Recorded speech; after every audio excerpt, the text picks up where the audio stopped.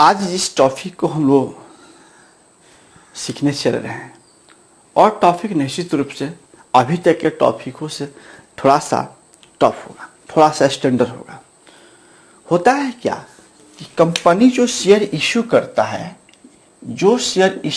है, उसमें पब्लिक आवेदन करता है, अप्लाइड करता है।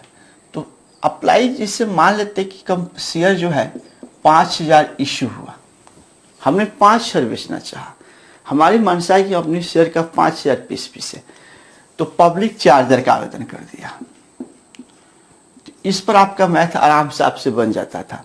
अगर हम 5000 इशू करें और पब्लिक 4000 का आवेदन कर दे तो कोई दिक्कत नहीं है, आराम से हम अपने शेयर को क्या करेंगे, दे देंगे।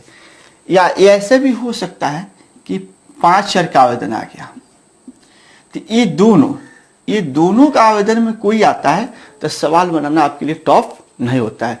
अगर हम 5000 बेचना चाह रहे हैं और पब्लिक 4000 का आवेदन करे तो कोई दिक्कत नहीं है, या 5 शेयर का भी आवेदन कर दे तो कोई दिक्कत नहीं है। जैसे सिंपल फंडा कि हम अपने घर पर 4 मेहमान का खाना बनाए, 4 पता चला कि 4 मेहमान आने वाले हैं, तो 4 मेहमान के लिए खाना बनाए, एक्यूरेट, ये नहीं कि ज़्यादा, 4 मेहमान के बनाए। अगर 4 मेहमान नहीं आते हैं, आने के टाइम में 2 ही आते हैं तो दिक्कत नहीं होगा, दिक्कत नहीं होगा, भले बर्बाद होगा, दिक्कत नहीं होगा। 3 आए तो कोई दिक्कत नहीं है, और 4 के तो बनाए थे, अगर 4 तक आ जाते हैं तो कोई नहीं दिक्कत, और अच्छा हो जाएगा। लेकिन जहां 4 के जगह खाना बन चुका है और अब 5 आए, 6 आए, 7 आए, 8 आए, 10 आए, तो निश्चित रूप से समस्या पैदा हो जाती है। इसी प्रकार कंपनी जब अपना शेयर बेचना चाहती है, जैसे हम 5000 सिलेंडर देना है, हमारे पास 5000 सिलेंडर आ गया और हम 5000 गैस का सिलेंडर बांटना चाह रहे हैं और डेट निकाले कि फलानी तारीख को बांटेंगे, तो 4000 पब्लिक गया तो कोई दिक्कत नहीं है, दे देंगे, 1000 बचा रहेगा गोदाम में।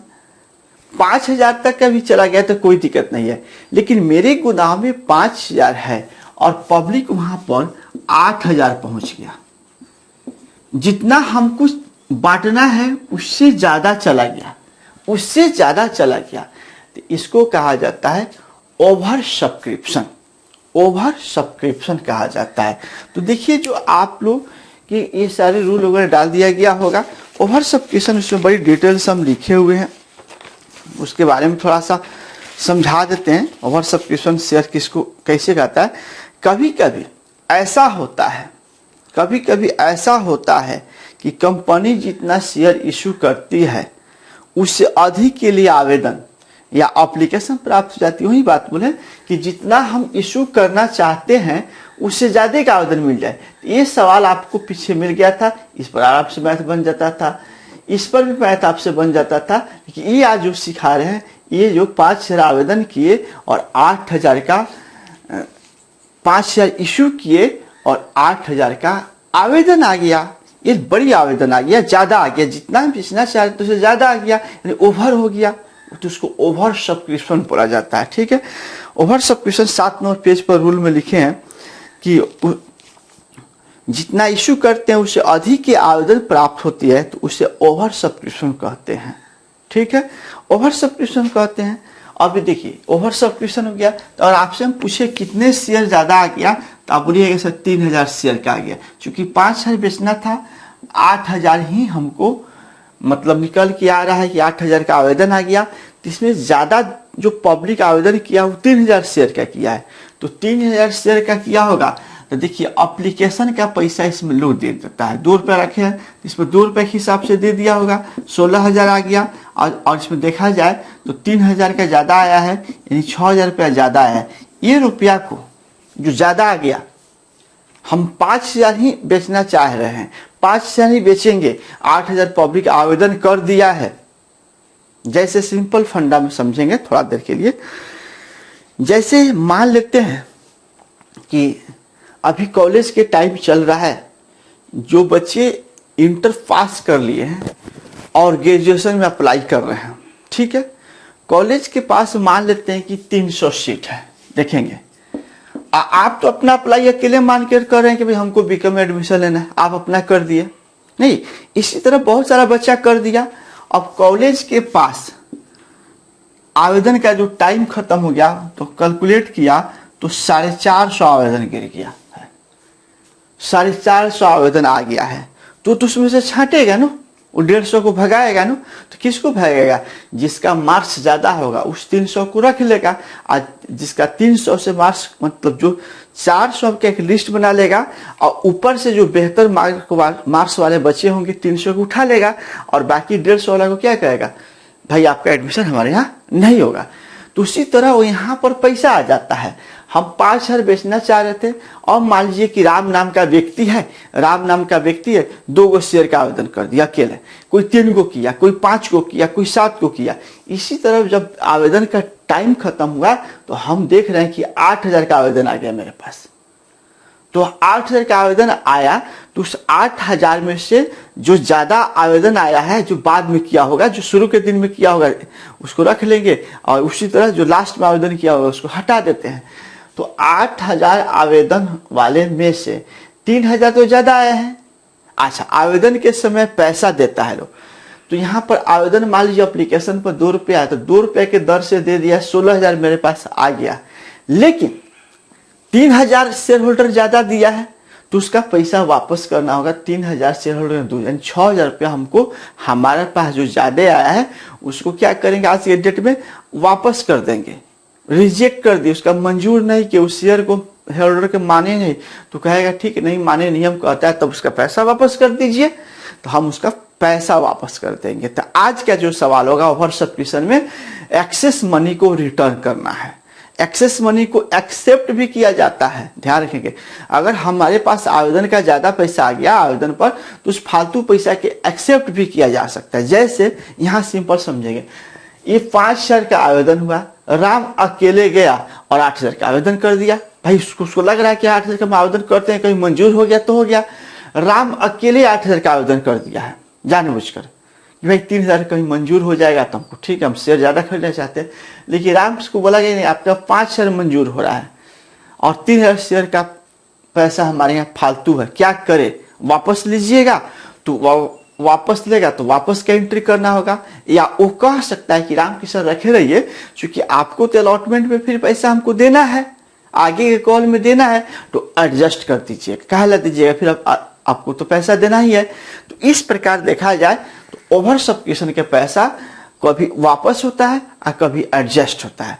तो यह आपको नहीं सोचना है कि किसका वापस किया जाए और किसका एडजस्ट किया जाए। इसके लिए आपको सबसे बड़ी बेहतर होगा कि सवाल में जो मोमेंट दिया है, सवाल को पढ़ते हैं कि भाई सवाल में क्या कह रहा है, वापस करना है कि एडजस्ट करना है। जैसे मैं एक सवाल आज 15 नंबर लेकर आया हूं, तो लिख रहा है कि ए लिमिटेड, देखिए ए लिमिटेड, गौर से सुनेंगे सवाल, आप लोग भी देखेंगे अपने पास।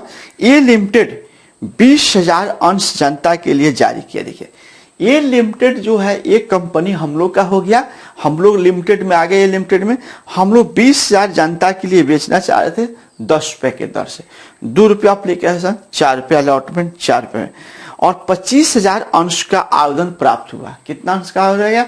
20,000 हम बेचना चाह रहे थे, 20,000 बेचना चाह रहे थे और 25,000 का आवेदन आ गया, तो निश्चित रूप से 5,000 फालतू आवेदन आया। तो उस फालतू राशि को क्या करना है उसी में दिखाएगा।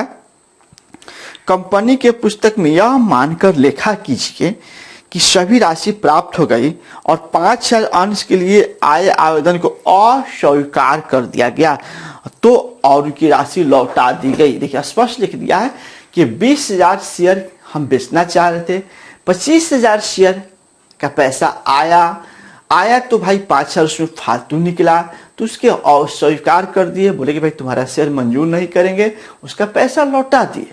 ये प्रोसेस आज आपका सवाल में है। अब इस प्रोसेस पर आज के सवाल हम सोल्व करेंगे। इसके लिए क्या करना होगा, ये ध्यान रखना होगा कि जब भी कोई सवाल इस तरह का मिले, इस तरह के सवाल जब भी कोई मिलेंगे तो उस पर ध्यान रखना होगा कि उसमें जैसे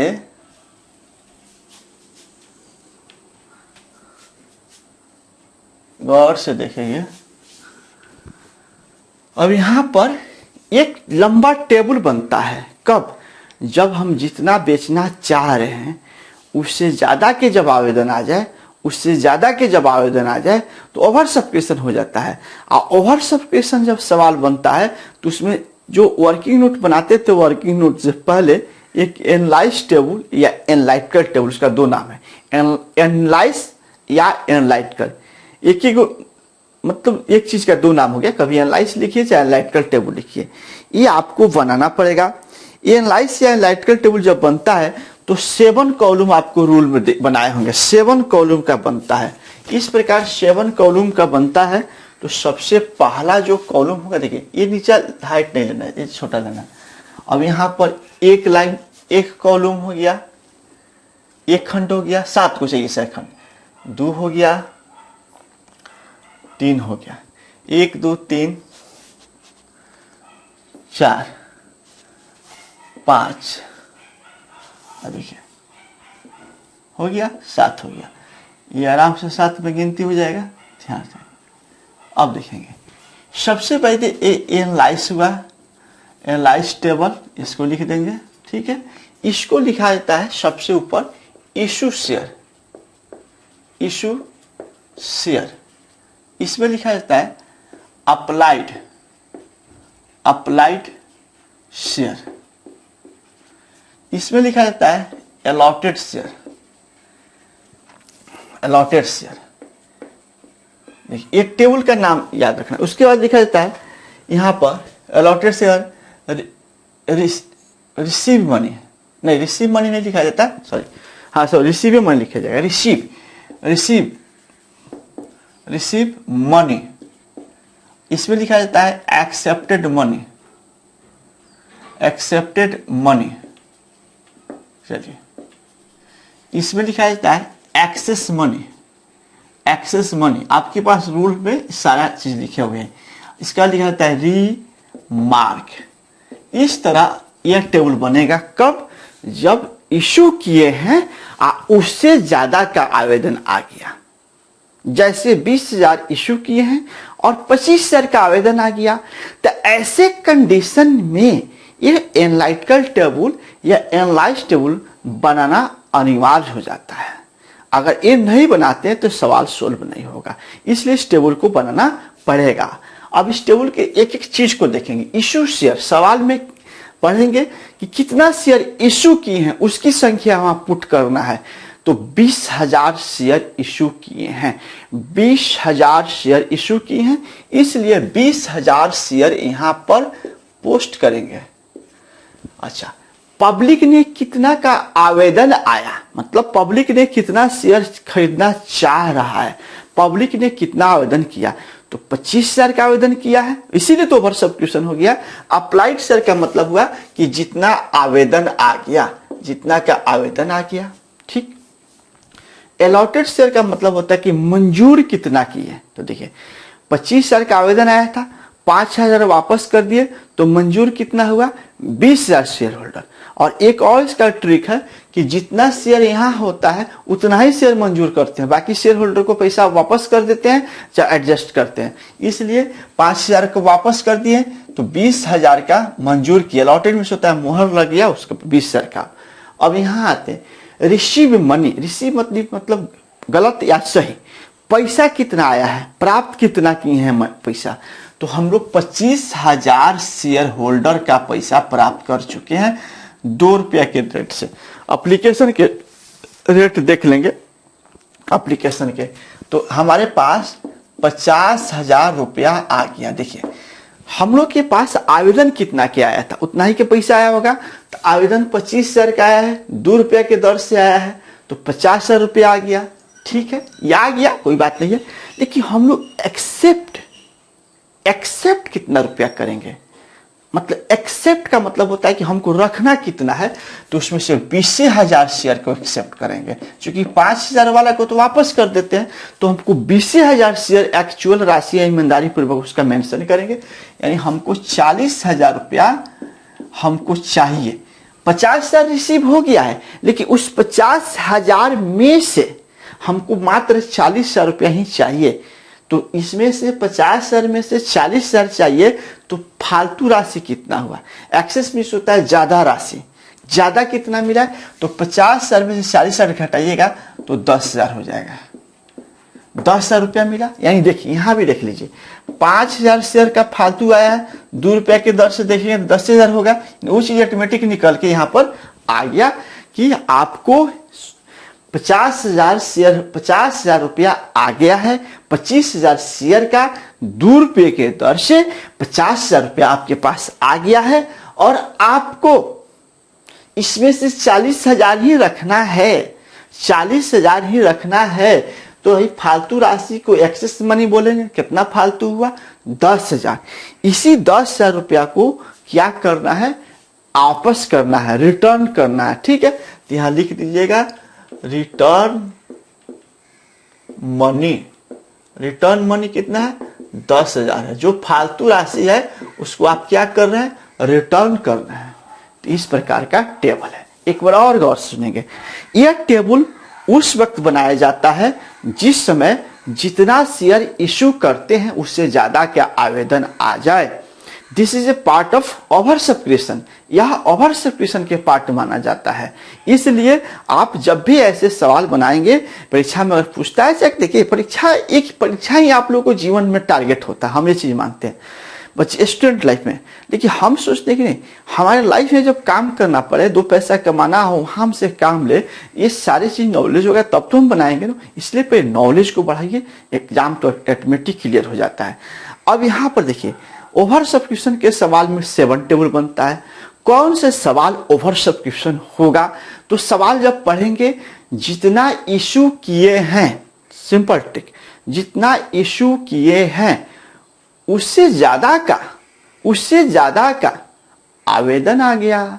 जैसे 20,000 इशू किए थे, 25,000 का आवेदन आ गया, 21,000 भी आएगा तो मैंने 20,000 से एक पीस भी अधिक आया तो this is a part of over subscription. यह पार्ट किसका हो जाएगा? ओवर सब्सक्रिप्शन हो जाएगा। और जैसे सवाल में ओवर सब्सक्रिप्शन होगा तो झमेला बढ़ जाएगा, 7 टेबल बनाना पड़ेगा। इस टेबल के एनालाइज बोलिए या एनालाइज कर पढ़िए, दोनों नाम से पढ़ा जाता है। अब आइए, तो ये 20,000 का हम लोग जारी किए थे, सवाल में दिया है। आवेदन पब्लिक ने किया 25,000, आवेदन लिख देंगे। मंजूर करते हैं उससे तो मंजूर इसमें से 5,000 को वापस कर देते हैं, भगा देते हैं, तो 20,000 मंजूर हुआ। ये मंजूर हो गया यहां तक। अब हमारे पास गलती या सही पैसा आया है कितना?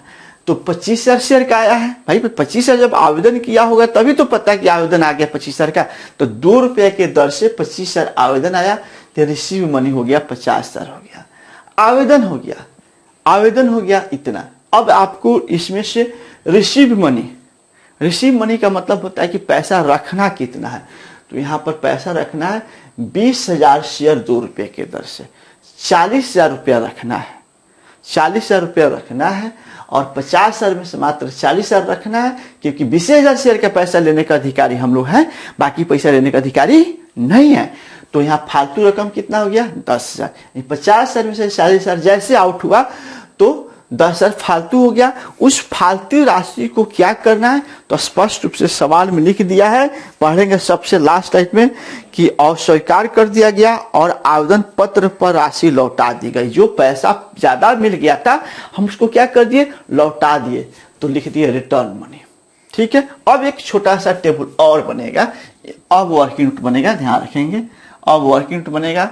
वर्किंग नोट में ये चीज को ध्यान रखना है कि वर्किंग नोट में अलॉटमेंट से चालू होगा। एप्लीकेशन के काम के लिए पूरा हो गया, पूरा एप्लीकेशन के कंसेप्ट में चला गया। अलॉटमेंट के दिया है शायद 4 रुपया, 4 रुपया दिया है।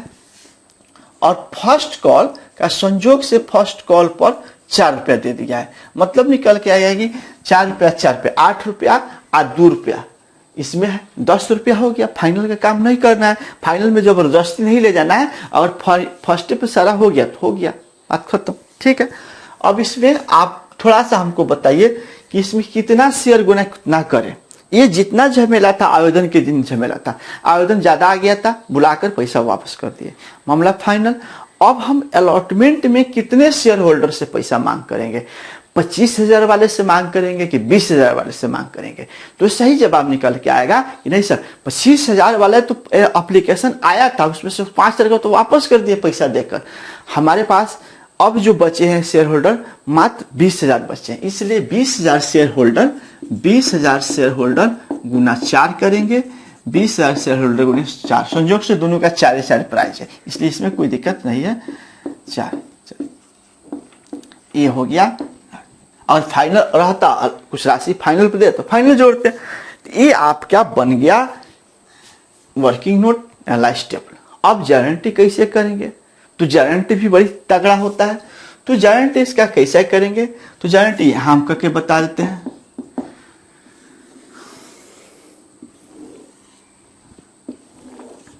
देखिए एप्लीकेशन का गारंटी एक में करते हैं। सबसे पहले एप्लीकेशन के लिए करते हैं bank account DR to share application.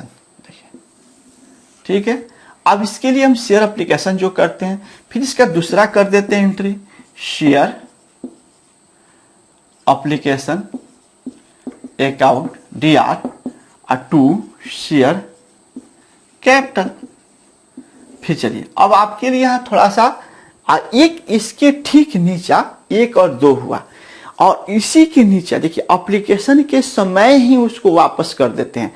तो दिस यहाँ पर 2 एंट्री रूल में लिखे होंगे, रूल को जरूर देखिए। ये टेबल था रूल, यहाँ पर लिखे हैं जब एक्सेस मनी को रिटर्न किया जाए तो ये वाला एंट्री होगा, और जब एक्सेस मनी को एडजस्ट किया जाता है, एडजस्ट कल या परसों क्लास में आएगा, आज समझेंगे, रिटर्न कर दिया जाए तब। तो रिटर्न करने के लिए लिखे हैं शेयर एप्लीकेशन टू बैंक, यानी 3 नंबर में ये हम ये लिख देते हैं जब एक्सेस अमाउंट को वापस किया जाए। ये नहीं लिखना है, ये आप लोगों को लिखना नहीं है, समझाने के लिख रहे हैं, हिंदी नहीं लिखना है। जब एक्सेस मनी को वापस किया जाए, जो फालतू रकम को वापस कर दिया जाए, तो उसका एंट्री होता है शेयर, रूल में लिख दिए हैं शेयर एप्लीकेशन। ये याद रखिएगा, नया एंट्री हो गया share application account DR to bank. जब शेयर एप्लीकेशन पर वापस किया जाए तो share application account DR to bank. ये एंट्री कब करेंगे, जब फालतू रकम को वापस किया जाएगा तब। तो चलिए अब 3 एंट्री हो गया। 2 एप्लीकेशन के पहले से आपको मालूम था, ये नया एंट्री ठीक इसके नीचे होगा, क्योंकि वापस करना है, फालतू रकम को हटाना है, उसी दिन दे देना है, तो भाई यहाँ पर एंट्री होगा। अब इसका अमाउंट कैसे पुट करेंगे, तो देखिए यहां पर ध्यान रखेंगे, 1 नंबर के लिए ए एंट्री है, 2 नंबर के लिए ए होता है, 3 नंबर के लिए ए होता है, सीधा सा 1 2 3। जैसे आपके पास पैसा आया कितना था, पैसा मनी आया कितना था, तो 25,000 आया है, गलती है सही, तो 25,000 रुपया आया है। तो 25,000 शेयर का पैसा आया है, तो 25,000 शेयर का पैसा कितना है, 50,000 रुपया है, तो 50,000 रुपया यहाँ ट्रीटमेंट करेंगे। यानी हमारे पास ज्यादा पैसा आया चाहे कम पैसा, उससे कोई मतलब नहीं है। आया कितना है, 50,000 आया है। अब उसमें से ये देखिए, ये आ गया, ये कितना हुआ, आ गया, ज्यादा आ गया उसको लिखेंगे, कम आया उसको लिखेंगे। अब उसमें से हमारा जो पैसा बनता कितना है, एप्लीकेशन के पर पैसा ही प्राप्त हो गया। देखिए हाई जो एंट्री होता है कि एक्चुअल में एप्लीकेशन का पैसा कितना ट्रांसफर कर दे, ट्रांसफर का एंट्री होता है। तो ये देखिए पैसा गलती सलती 40,000 प्राप्त हो गया। अब उसमें से आपको रखना कितना है, ये नहीं बेईमानी नहीं करना है कि पूरा पैसा खा जाना, ऐसा नहीं कर सकते है ना।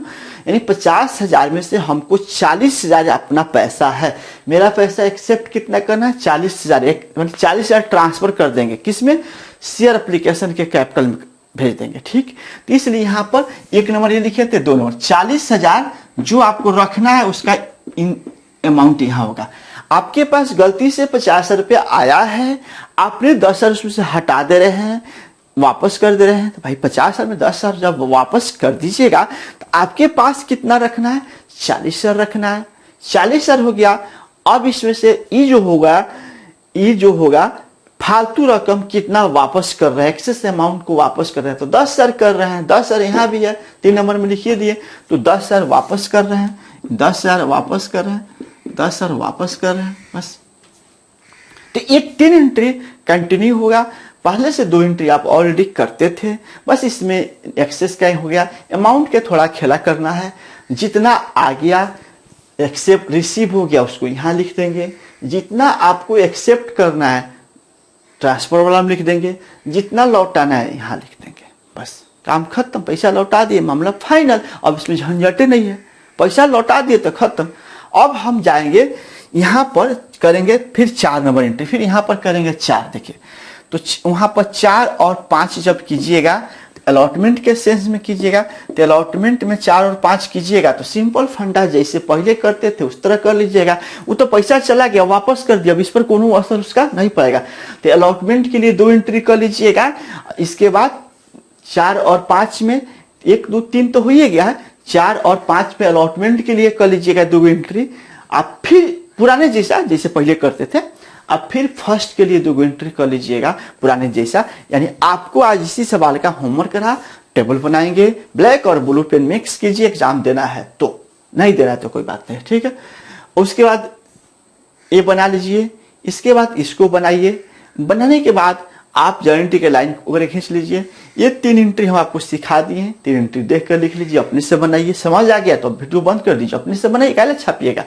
उसके बाद 4 और 5 बनाइए, अलॉटमेंट के केसेस में पहले जैसे करते तो इसे कर लीजिएगा, और फिर फाइनल फर्स्ट के लिए 2 एंट्री कर लीजिए, मामला फाइनल हो गया। नाइट्रेशन के साथ बना के दीजिए, और हम उम्मीद करते हैं कि आप निश्चित इसको बना कर देंगे और ये आपको आज समझ में आया होगा। समझ आ गया होगा वो भी लिख दीजिएगा कमेंट्स में, और नहीं समझ में आएगा वो भी लिख दीजिएगा कि हम उसके हिसाब से फिर नेक्स्ट क्लास का तैयारी करेंगे। चलिए, आपका दिन शुभ मंगलमय हो, सभी को धन्यवाद।